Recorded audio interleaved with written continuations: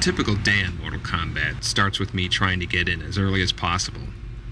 Most of the other guys in the team work late into the night, and in the morning I can get a few uninterrupted hours to program in the character's moves and plan things out for the rest of the day. Well, he takes his head off, basically throws it, sticks in the other guy's face. Then he kind of staggers there for a little while, falls back on his back. Legs are twitching, and Kung Lao comes there and he lifts his foot up, steps on the guy's stomach, the hat flies up, he grabs it, and goes into like a cool pose. Then, starting at about 9 or 10, most of the others start pouring in, and from that point on, the insanity begins. Hello, Steve. Hey. What's going on? Oh, that was cool. Wow, you do that all like last night or something? Yeah. Cool. I like that. I finished the Shang Tsung, whatever that is. Just trying to get the whipping right. It looks cool when it goes back in his chest. My main role on the team is background design. You have the very European Gothic flying buttress and the very Asian tower top. I made this single element, which I'm going to repeat. Right now you can see I've got textures on the model, but they're merely placeholder textures. We got these hook swords. I don't know who's getting that, maybe Movado. Just a regular staff. And they're all taped up, so when we capture, we get the tonfa. The tonfa. The sai, of course you gotta have the sai. The regular broadsword. There's more laying around everywhere else. So.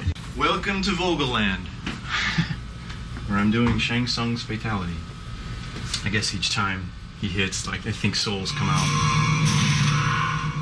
You know, and go into Shang Tsung each time, or each time they go up in the air. I'm not quite sure how it's going to work. I just know what I have to do animation-wise. And Ed's going to say, okay, now the souls come out, and now they don't. Can you show me right where she makes impact, when she kicks him?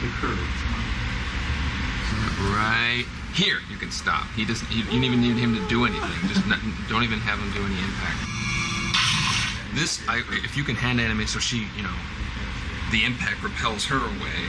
It's like a jerk like that, or we could do it in the game. Cyrex is going to grind him up kind of like a blender. His doors are going to open again, and body parts and blood and ripped up flesh is going to come pouring out of his chest at the end.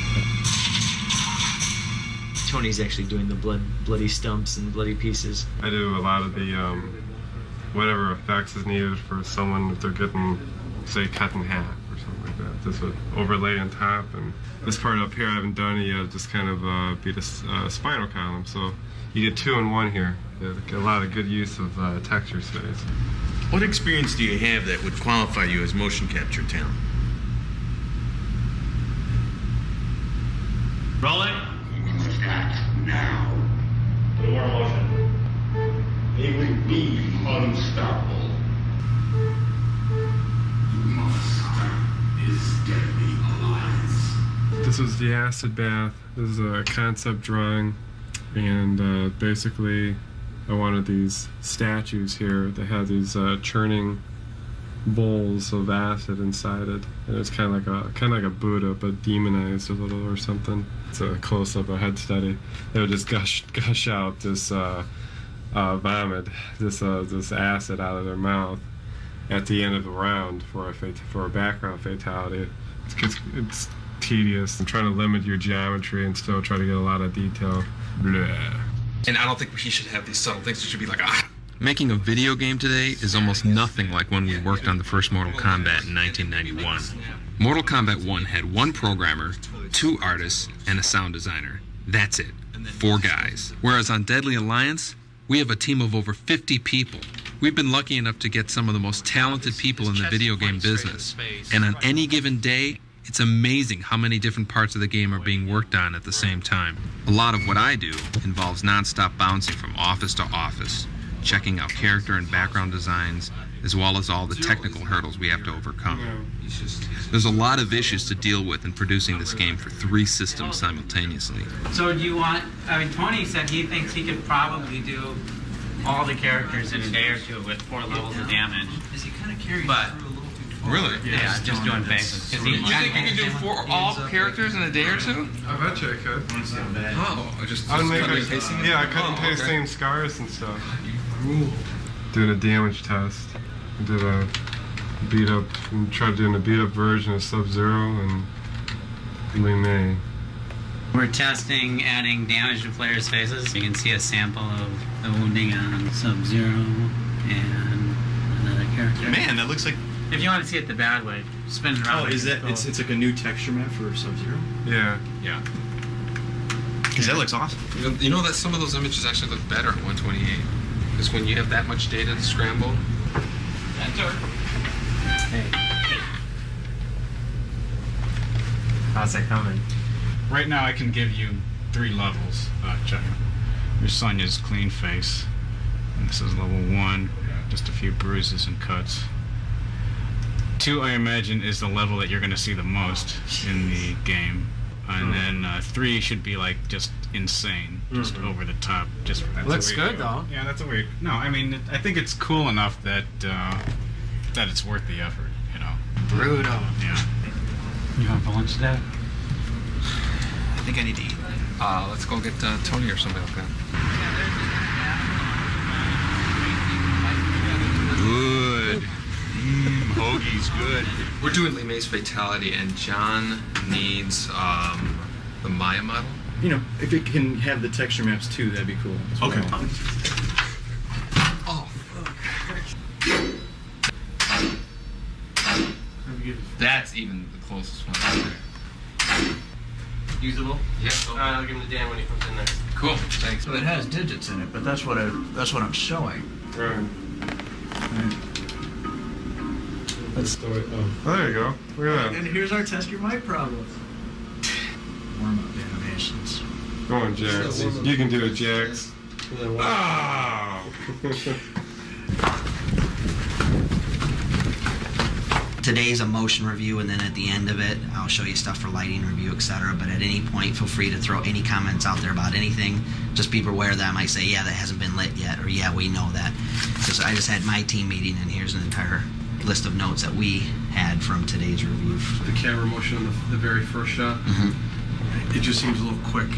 There's no ramp up to it. It just kind of starts speed and it goes across. I know we need to kind of get there. So maybe we need to just kind of look at that shot against the previous shot and see if it works. There's some kind of problem with your work. Everybody says there's a communication problem. What gives? Dude, I don't even know you anymore. Just kick right away. Okay. Then, but you know, do the for a good hook.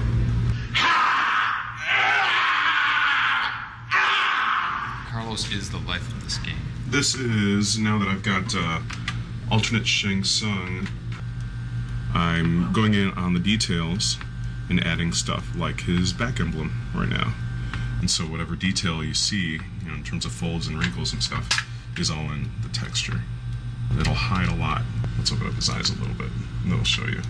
Now, basically, you can get a lot out of a few polys if you just weigh your vertices right. Okay, maybe you don't have to totally lunge out. Gotcha! I can't do this with these cameras.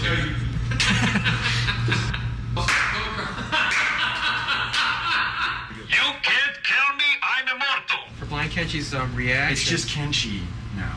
Okay, Kenshi.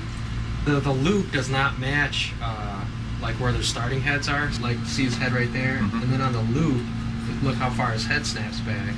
I had to loop like the last bit of frames in order to make it look. So I guess we're going to have to figure out a way to go about connecting the each of the coffins with the amount of money spent. And Right, we've got the database, which is going to tell us what's in each coffin, how much the coffins cost. Once the player opens a coffin, it has to be marked in the player profile table. So how many coffins are there in this crypt? It's a 26 by 26 array, so there's 676 coffins. That's a lot of coffins. It's acting. This is the life, man. This is the life. So how's that motion work for you?